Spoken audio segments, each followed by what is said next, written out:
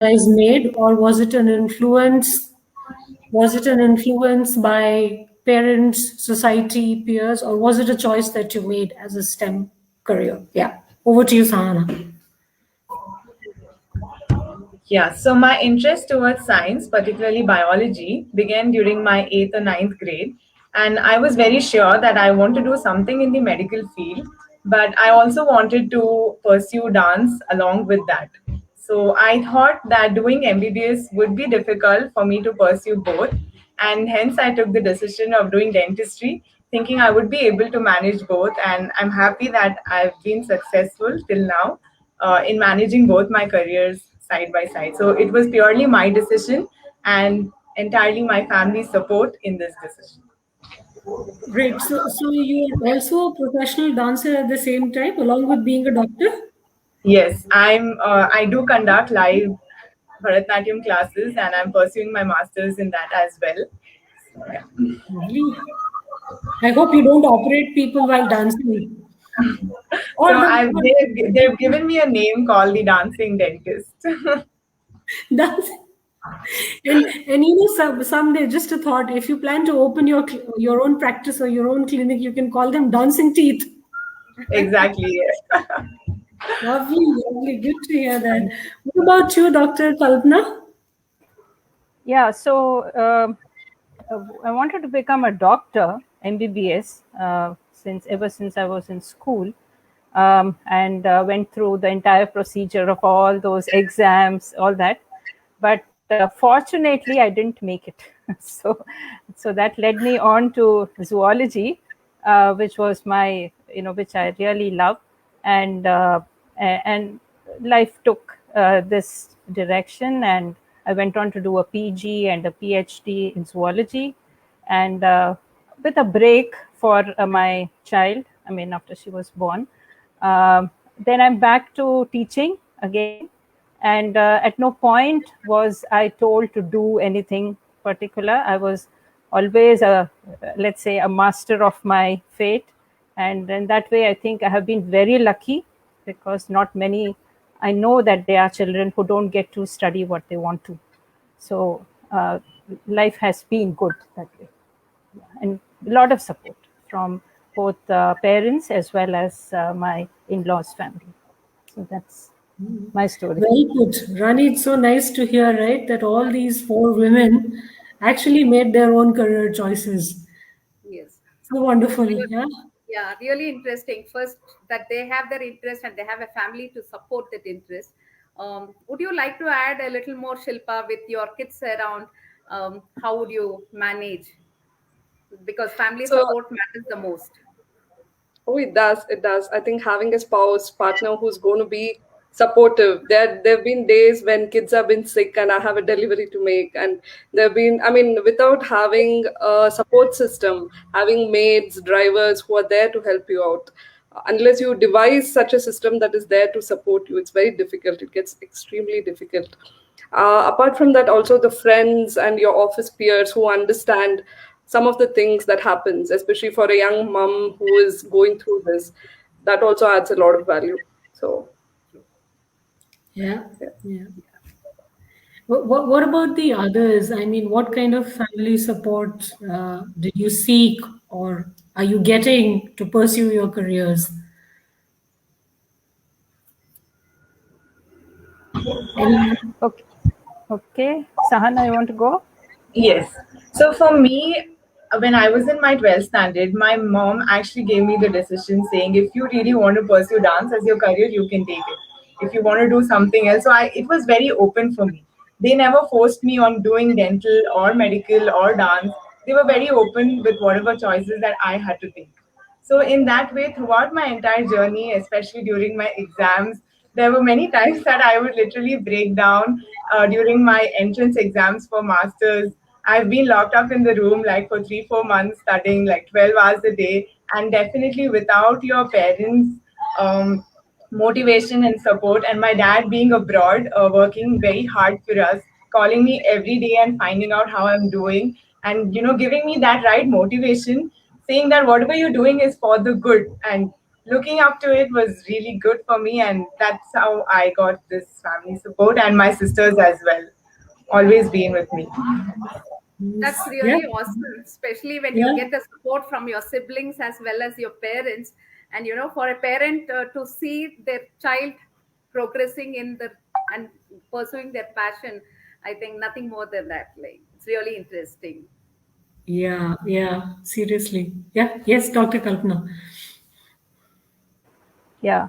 So before marriage, it was like a different set of circumstances. I think after marriage, my I have explored many, many more things, after marriage. Uh, so for that, again, I'm very thankful to my family because they let me explore all this. Now, when I said explore, it's not just about teaching, but like Sahana, at a later age, I went into classical dance, Bharatnatyam, and I had the going for practice, doing some small programs. All that requires support again, like even with a kid around, and then we had this community kind of set up in the flats I lived in Bangalore, and every Navaratri I would told, okay, let's do a dance program. So we used to gather around, and at 11 p.m. practice used to start. Now, who will support that if the family doesn't, right? So all these things I was able to explore because of the family. And right now, as you've just called out, my interest in nature and bird watching and butterfly watching, all this requires some kind of craziness which everyone has to put up with. So if I plan a trip, it will be to some place where I drag my husband along, and he has to put up with me just looking at all these birds and butterflies, and trying to that's how, I mean, he's happy with it, I'm happy with it, so things are just fine. But what I mean is, it is again family support. That's what I mean, that having you explore what you want. And if I am what I am today, it's because of all these experiences. So I'm very thankful to all of them. Thank you. Um, Glad to know that we have two dancers and two different STEM careers, like on the same platform. Also, Shilpa mentioned that she is also very fond of nature lover, and an environmentalist. So interesting. Yeah, yeah. Very, very, very interesting actually. That now after the family, right, it brings me to another thought, another question rather. How in your minds, how do you think, how competitive is it to be in a STEM career against, say one professor against the other, one engineer against the other, one doctor against the other within the same gender? And similarly, one doctor against the other in different genders, right? Man versus woman. How is it within the same gender, and how is it with the other gender? How competitive is it? Some thoughts around that. It'll be interesting to know. Meera, you want to go first? Sure. So that's an interesting question, Shikha. So, how competitive it is within the STEM? I would first say at the onset, any career that you choose, probably it'll have its nuances, it'll have its competitions to tackle, to handle. Coming to STEM. By the very nature of the systematic and sort of structured dominance of one gender in this stream traditionally vis-a-vis the other, you're only a handful of you, so the competition between a handful of you is out there. So I think one lesson that I've learned is that how within that marginalized group, if I may call it, you could support each other. So instead of competing with the person who brings her own challenges on the table, how is it that you be supportive? So that is one.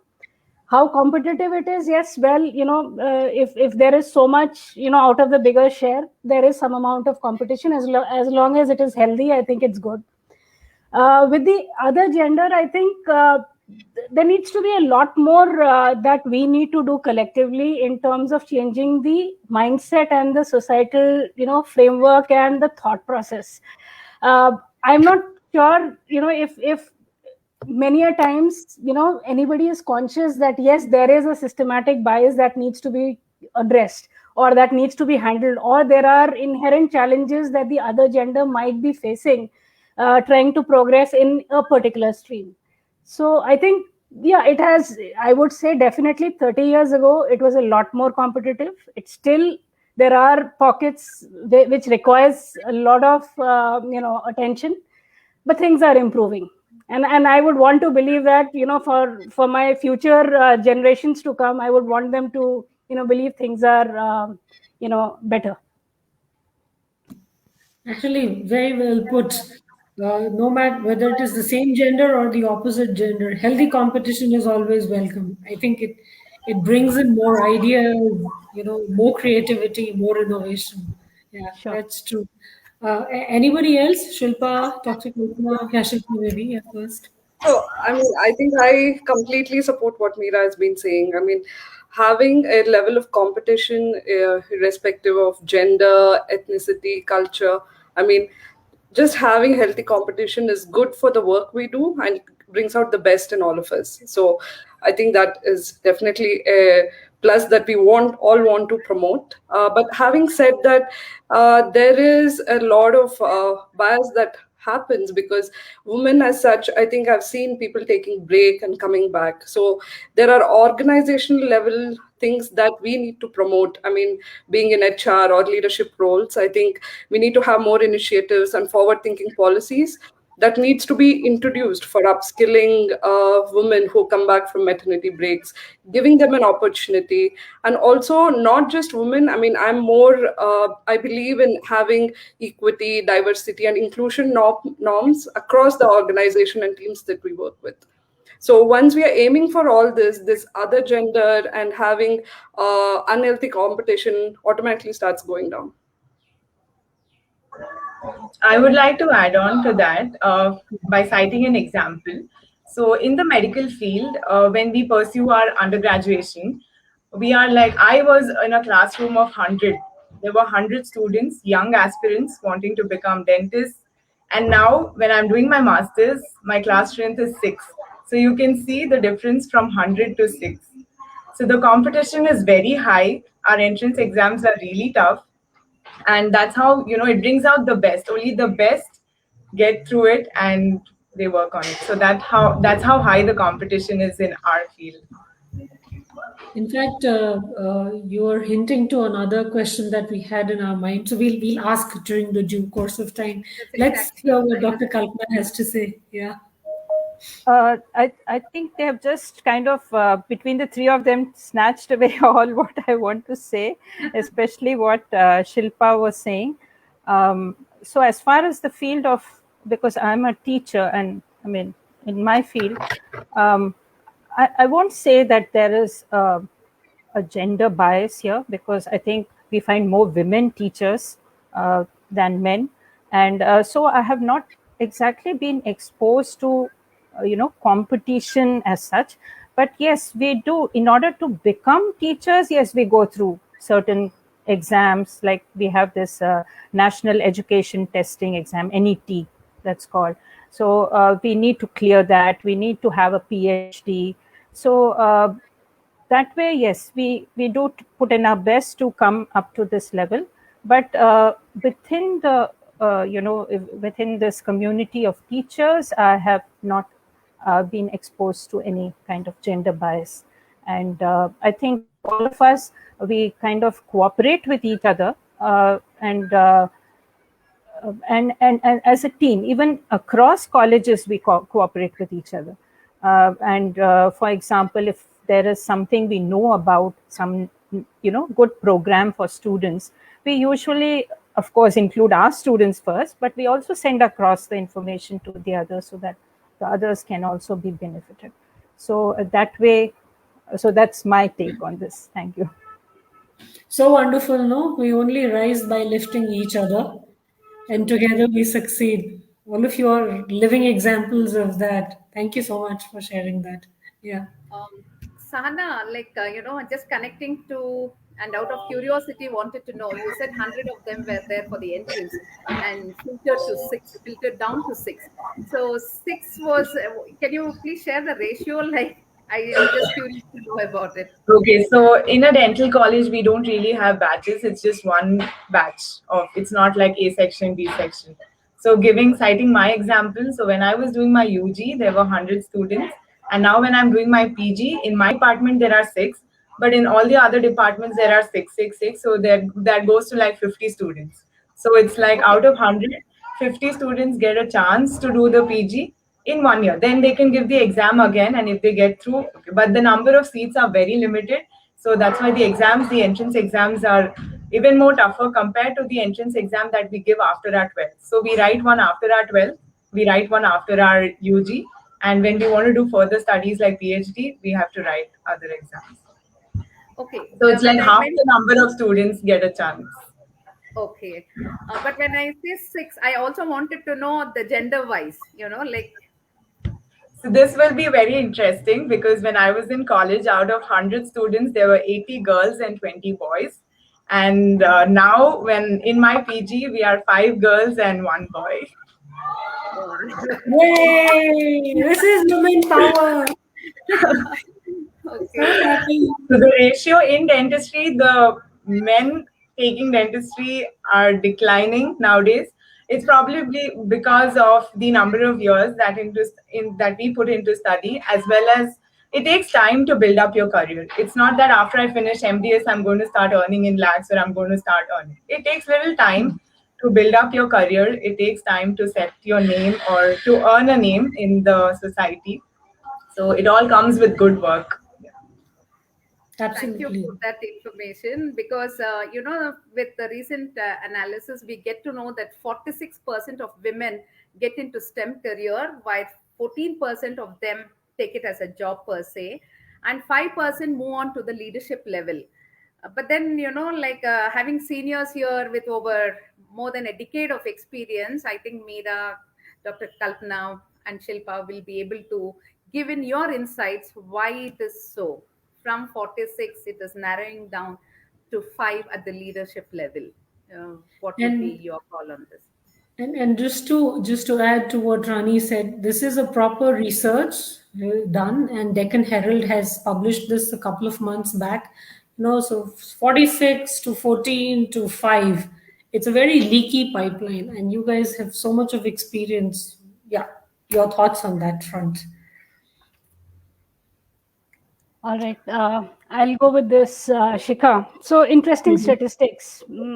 And for a minute, if we take this number 43, 15, and 5, if you're just to look at 43, in fact, and if you look at it across the globe, I think India is producing a large number of STEM, women in STEM careers. So why is there a significant and consistent drop as you progress in your career? I think it is largely to do with two broad factors. One is the social cultural setup that warrants women to sort of give up the career at a given point of time or take a break, and then again bouncing back might be a challenge. And then rising up the corporate ladder and being amongst the leadership is yet another structural systematic bias that I term that women generally face, right? I mean, we've heard of the glass ceiling, we've heard of so many analogies. So I think it takes a lot for a woman to, one, pursue her careers because of the load of dual responsibility which is on her. One is all the career accomplishment, all the career goals in line with her education, and then fulfilling family responsibilities, which again has its own pros and cons. So I think predominantly these are really the two things. If we could work towards enabling women around this area, which means bounce back programs, see how you can enable women to take a break in the middle of their career but bounce back, give the necessary mentoring and coaching, guidance, support system to handle those initial years after the break. That is one. And two, make a very conscious effort, especially to grow women in leadership role, because it takes a lot more than just about years of experience. So I think those are really things, if we can enable this collectively, we will see a lot of improvement in this number. Over to you. Such lovely thoughts. I think 2 points that have stuck to my mind. Number one is we should enable women to take up leadership positions, right? And second, why should a woman always sacrifice? Even the man can, right? Yeah. Anyway, let's hear what Shilpa and okay, let's hear what Shilpa has to say. To second to what Meera said, our social canvas is such that, I mean, we have centuries of ingrained system that woman is the primary caregiver at home, right? I mean, now her ambitions to cater to everything at home as well as to cater to her ambition at work sometimes takes a break. Now, until organizations and people in HR and everyone create norms which are like really forward thinking policies that gives them breaks to come back and get included in the mainstream, to break that social fabric is going to be extremely difficult. So when we have organizations doing it consciously, I think I think we've already seeing it. I'm exactly a person who got back into career after almost 2 years break. I started my own startup. I took a break because I had my second kid. I mean, but I did get opportunity with 75 where I got back an option to go back and start proving myself. So I got that time. I mean, I keep thinking that if this happens to all women, right? I mean, just think how many women who want both to be taking care at home and leading a career that they want to excel in. I think there are a lot of women who would want to do that. We have to create that platform. Absolutely. Very well put. Yeah, so many women want to start, but then where to, how to, what is the guidance? Yeah, that's important. Yeah. So, Dr. Kalpana? Yeah, so again, I think this starts from home. I mean, the kind of support which is needed here. And when a woman, a lot of times, she doesn't even, she doesn't even have an ambition because she knows that probably things may not go her way. So all the ambition, I'm just talking about certain cases, okay? This is not the rule. But many times the ambitions are put aside because that's at the cost of the family again. So that is, as both Shilpa and Meera have said, some kind of, that's a very good idea what Meera was saying, if they can be trained for leadership roles, that is a very, I mean, that's rather insightful. So which means that the woman has to be in a situation where she can be also getting these inputs, to get into that leadership role. So which means that not only should she be primed for it, but someone else also should be there in that organization who is willing to prime her for that, So this is the kind of thing which is needed. And I think women are very focused, as if they are very interested in things, and they can really go places if they just have that support, and they have to be self-motivated. That is so very important. They have to be self-motivated because without that, and there should be nothing undermining that motivation. No, if someone keeps nagging or trying to pull them down. So these are things which, if she is very motivated, she will just not care about it, and she can really go places. Yeah. How I nice think, that to calls hear for a that. lot of focus also. Yeah. Do we have a different view, Dr. Sahana? That's a different something generation. very similar, different. but I have seen it also. It grows with a lot of examples around you. Like I have seen people in my own college. I am single. I'm not yet married, but I have my batchmates who are married. I have one of my batchmate who's married and has a kid. So I really look up to them because they do everything that we are doing. College life, especially in medical field, is not very easy. You have to be on your toes. We have a lot of academic work, and they're doing everything that we do. So I look up to them and I see if they can do, then why not we? Like, why not us in our futures? They are studying now with keeping their kids, keeping family, getting married. So I think it's how we look up to people and how we grow with such people around us. So that's very important. So Rani, what say? The audience has already started posting questions. Questions. I Yeah, think so we'll go with Bhavna, our council member. This is correct. for Meera or Shilpa or both of you. You know, it'll be nice if both of you can share your insights.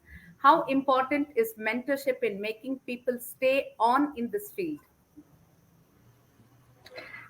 I think mentors play a huge role. They give you the motivation and the push when you want to give up, when it's too much, you're multitasking at home, at work.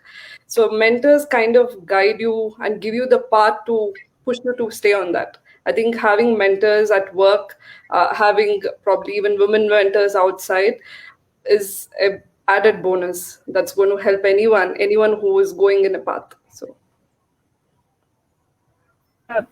Just to add here, I feel that, like you were saying, there are very few people as we go higher up, like few people in the leadership roles and all that. I think that as we go higher up, there are fewer, other women are not many other women are there. So we don't have role models. We don't have mentors. Mentors are important, but do women have enough mentors, who will push them along? So if we come to such a situation where there are so many, a lot of other women to helping each other, pushing each other, so I think we can just make it everywhere. Okay. That's interesting. Yeah, well said. Meera, your thoughts? So I think I'll just extend my views from what Shilpa and Kalpana just mentioned. See, I think most often women, and especially when they have to take that very important decision of work or work-life balance or personal life or family life versus my career, uh, they are kind of clouded with a lot of self-doubt. Will I be able to even do it? So I think the biggest role of a mentor here would be really understanding the strengths and weaknesses of the mentee and trying to channelize his or her energy in the right direction. And obviously it is about problem solving, hand holding, taking you through that little stormy period of your life, if you will, to really make sure that you are able to encash on your inherent strengths and not somewhere just get lost between this dilemma. So I think that's where the mentor can probably play a very, very crucial role. Yeah, yeah. I mean, not this question, but previous to this question, we were talking about, and that's my question, not about family support, about partner supporting, parents supporting, siblings supporting. I really want to know, does it not start from upbringing? And I'll tell you why I'm asking this today. So Sahana is a different generation, we are a different generation, right? The way all of us were brought up, right? It's always ingrained into a girl's head कि बड़े होना है, शादी करना है, family होगा, बच्चे होंगे, right? So career is always quote unquote secondary versus the way boys are brought up, right? You have to become this, you have to be the bread earner of the family, you have to run the family, tomorrow you have to get an acha ladki chahiye and all that stuff, right? So beyond motivation, beyond even before you get motivated or you get mentored, I think right from the time that you're a little girl, you should be brought up that way, right? That you are ready to take up those leadership roles, you are ready to conquer the world, you're equal. So some thoughts around that. Anyone? If I may add, have two brothers. I can say that my parents have brought us up in an environment where I'm given more importance than my brothers. So, and I mean, it's again, as you said, it's the upbringing. I mean, Exactly. right. So, I mean, I've never been made to feel that I need to doubt myself. So, yes, even if I have these doubts, I have my brothers telling me, "Come on, you did this. Why can't you do this?" So, I mean, I think that's the push that we get constantly from siblings and parents. So, Well said. Yep. I resonate with that completely because I have been brought up in a very similar environment. If my son can do it, so my dad tells my mother, if your son can do it, so can my daughter.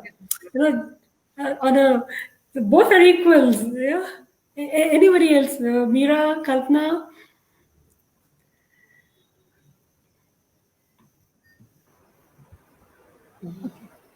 Meera, you want to go? You want to say? No, please go ahead. Yeah, same thing. I think I've been throughout telling you about how much support I do have. Yes, upbringing is very important. One of the most important things in any family, even right now, is that no judgments being passed, non-judgmental attitude, uh, no concept of, you failed. Absolutely not. No, that is the kind of upbringing which is important. And I think all of us have been through that. Our parents are like that. No one is judging us on anything. They are just saying, okay, you want to try it out? Try it out. Okay, let's see what happens after that. Whether it's a medical field or we just choose our path. We may be successful, we may not be successful. That's fine. That's part of life. We get along. If we can just inculcate this actually in this generation of children also, it would be wonderful, because then they'll all choose their own paths and be successful in it without fear of failure. So that's important. Yeah, totally agree. Very nice. Yeah. And anyone else? Meera? Sure. So, extending to again what Shilpa and Kalpana just mentioned. So, I have also been brought up in a fairly open-minded environment where I have grown up seeing my elder brother. Quite unconventional as it may sound 3 decades ago, but rock climbing, horse riding, swimming, golf, tennis, you name an activity, I have done, practically everything that my brother would have done at that point of time. And my parents always encouraged me, do whatever, but the only ask that they've ever had is make sure whatever you do it with a lot of commitment, dedication, focus, and most importantly, discipline. So that also applies to the career. So I think with that being the core ask from the parents, I think that is what is probably carrying and taking us and giving us whatever we've accomplished today.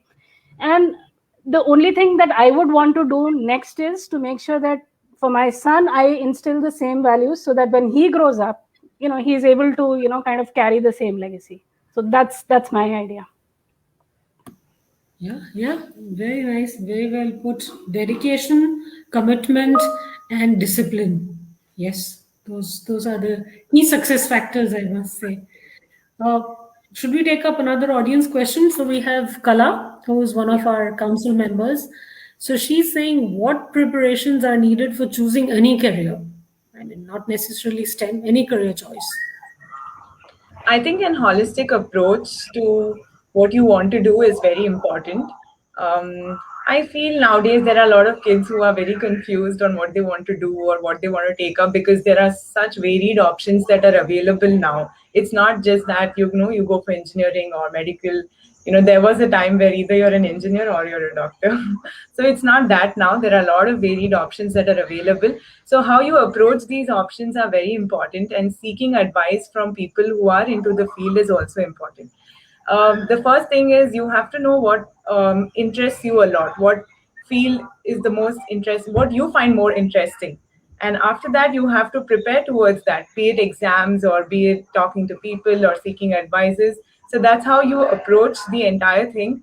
And I feel it's very important that you decide when you're in your 9th grade or 10th grade or even your 11th and 12th as to what you want to do. Not say, okay, I'll do and then let's see what happens. I think it doesn't work that way for people. So yeah, I think a holistic approach is very important.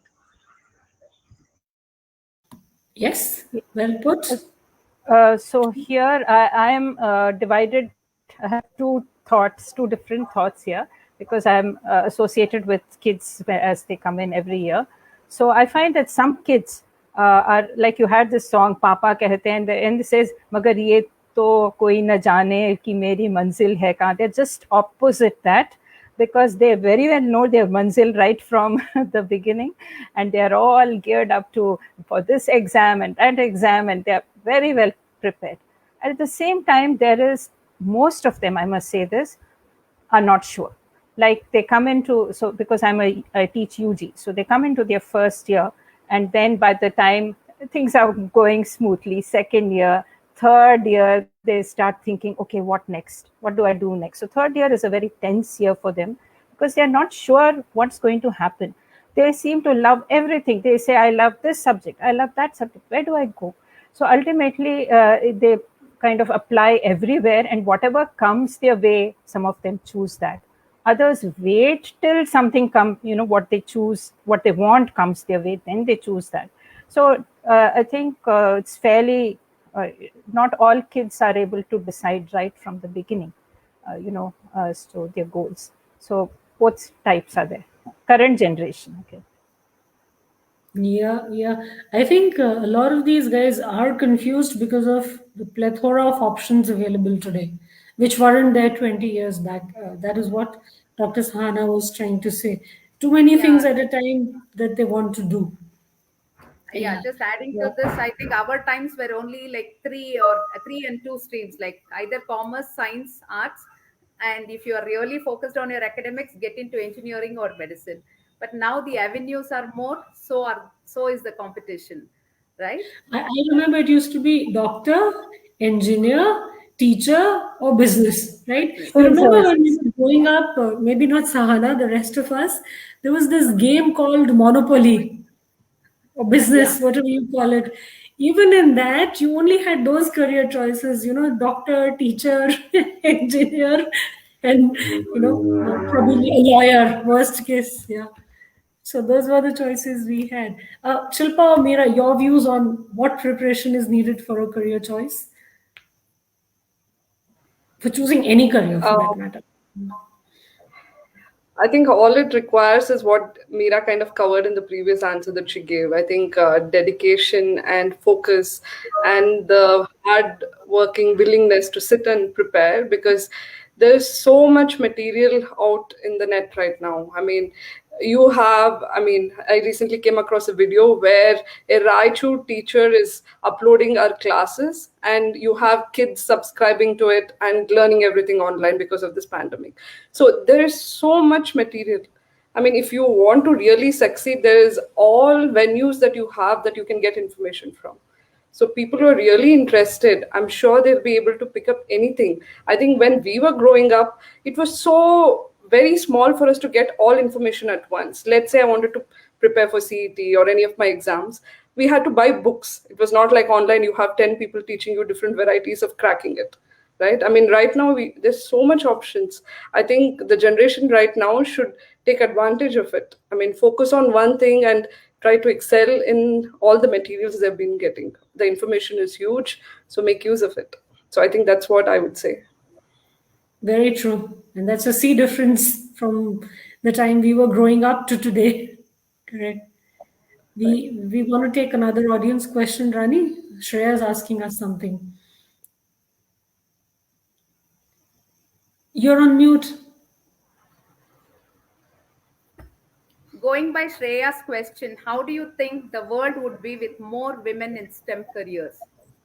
That's an interesting one. Yeah. So, women power. Yeah, the world will be very powerful. Let me be biased towards the women for a moment. I think we'll be very empowered and being with managing families as well as managing work. I think that will be an example to a lot more people to take up this. And I really admire all of them here for doing all this. Yeah, I'm still young, but you all are like my role models in pursuing this, whatever I'm doing even after marriage. I think if more women are heading STEM careers or progressing in it, I think a world would be much kinder place. And I think the kindness is what is going to come out. So.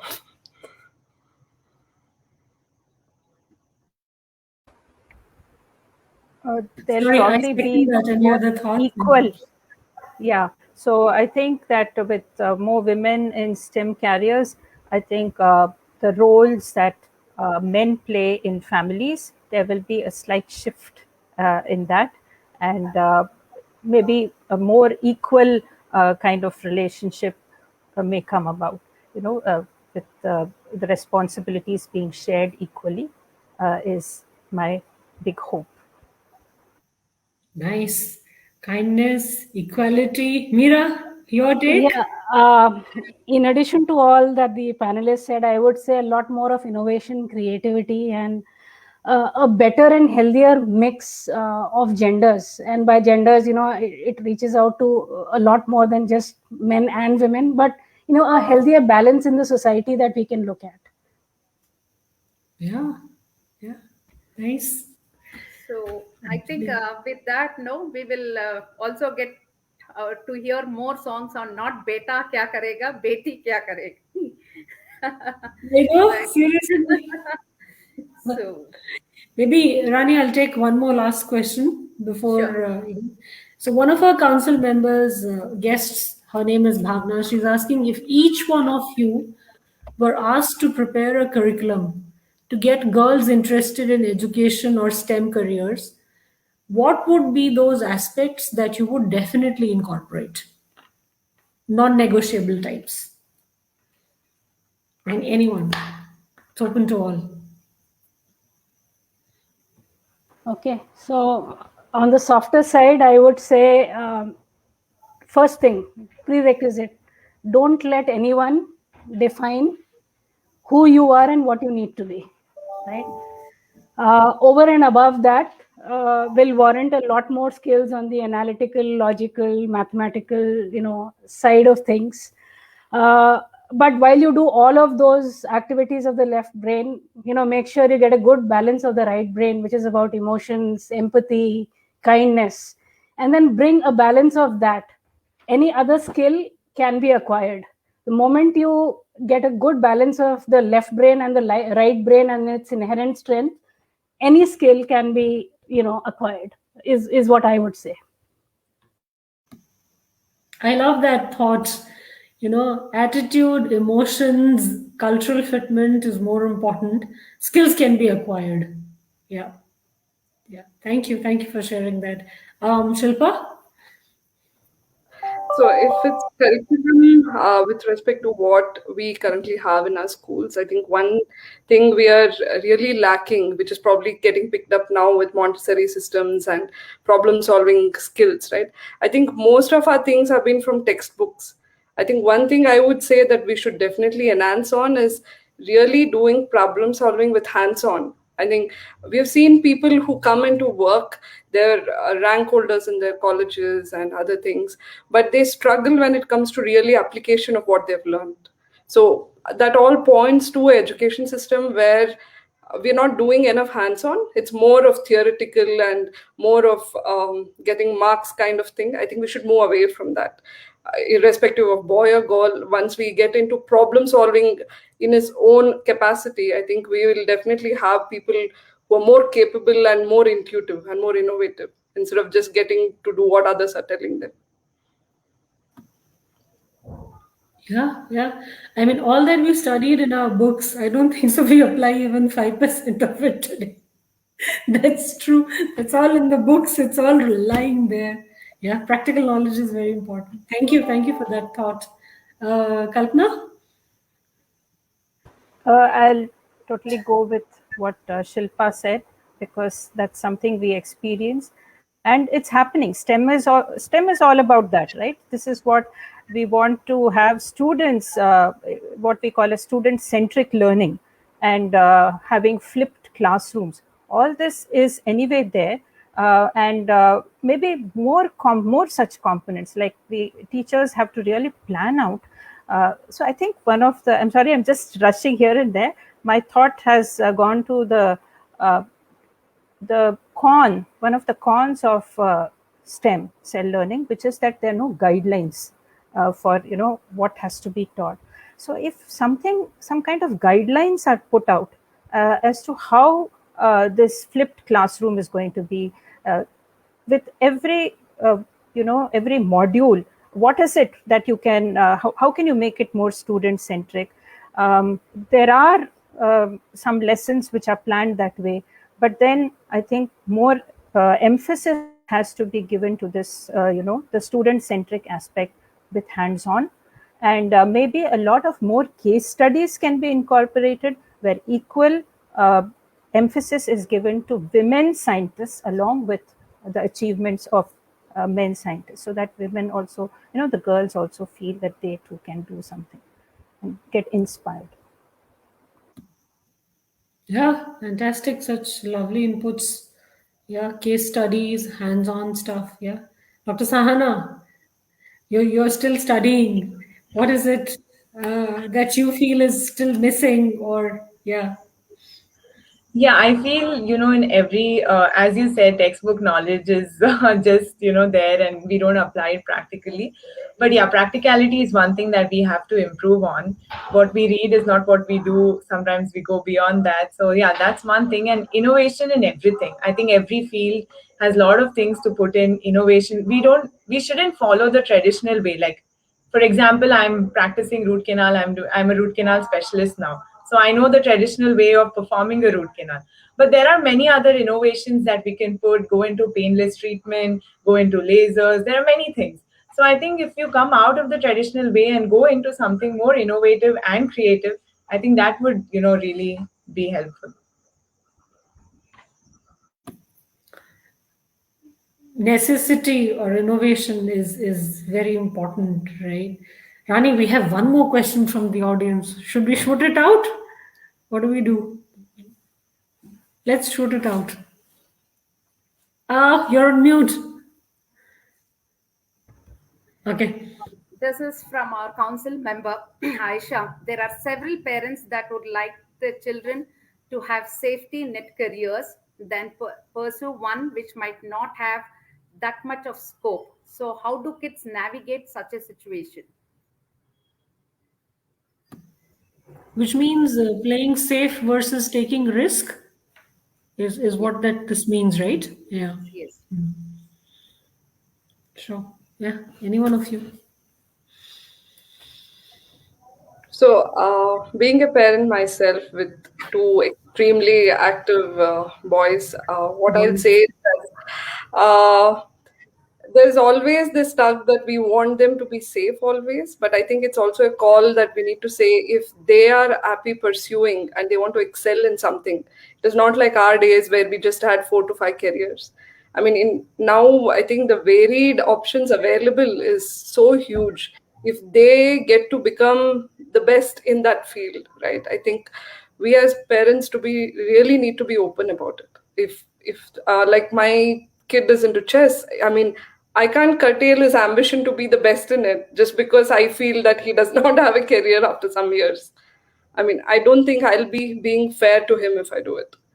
So, I mean, but that's a very tough decision. Being a parent, I'm going to be very open about it. But it's a very tough decision. But yeah, I think considering the next generation, we need to start taking those kind of calls. Yeah, yeah. I mean, no offense to anyone, but I remember, when people started becoming, say, chefs or say musicians or, content writers and stuff like, अरे करते क्या हो? खाना बनाते हो? That kind of, अरे करते क्या हो? वो गाना बजाते हो. But then what do you do for a livelihood? Hey, that is my profession. So all these were like taboos, correct? Right? What do you actually do for a living? Because these were not the so-called sought after professions like doctor, teacher, engineer. Yeah, correct. So well said. Dr. Kalpana? See, if we keep doing this, like, trying to protect the kids all the time, uh, we are not exactly raising very healthy individuals, especially emotionally, because somewhere there will be some rebellion brewing, in their minds. I was not allowed to do this. And sometime later it will just burst out. So I think the parents are the ones who should take the lead here rather than how do kids navigate, because I think we are the ones who should allow them to navigate. So it's the parents who have to, yes, we have to think of their safety, but to some extent we need to let go too.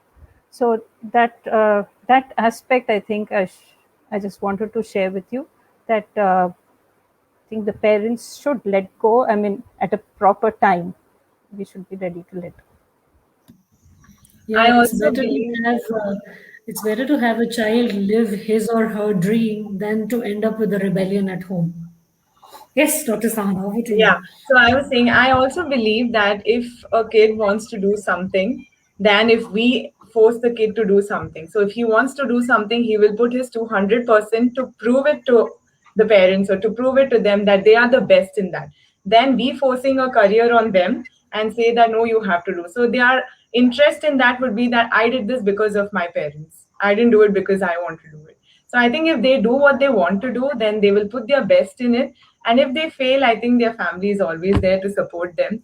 And proper guidance from the family is all that is important.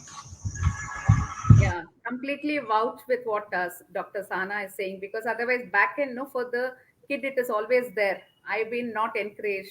My parents did not let me pursue this, right? Yashika. Sorry, I went on mute.